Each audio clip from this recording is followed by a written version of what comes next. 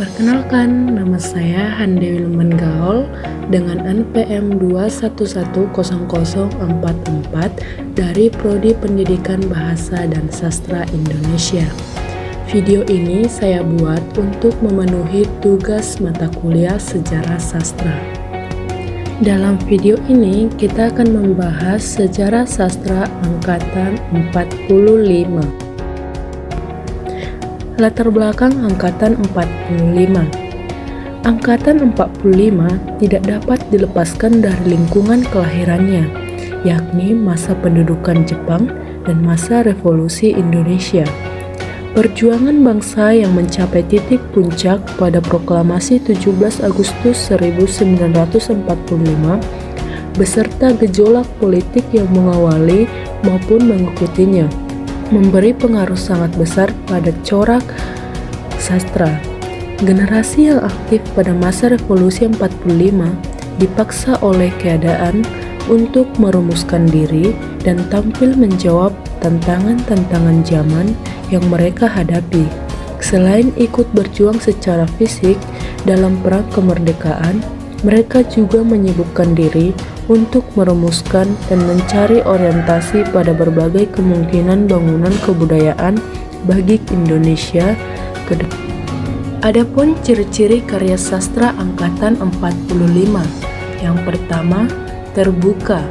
Yang kedua, bercorak isi realis dan naturalis, meninggalkan corak romantis. Yang ketiga, sastrawan periode ini terlihat menonjol individualismenya. Yang keempat, dinamis dan kritis, berani menabrak pakem sastra yang mapan sebelumnya. Yang kelima, penghematan kata dalam karya. Yang terakhir, lebih ekspresif dan spontan, serta terlihat sinisme dan sarkasme, didominasi puisi sedangkan bentuk prosa tampak berkurang. Yang pertama, Chairil Anwar.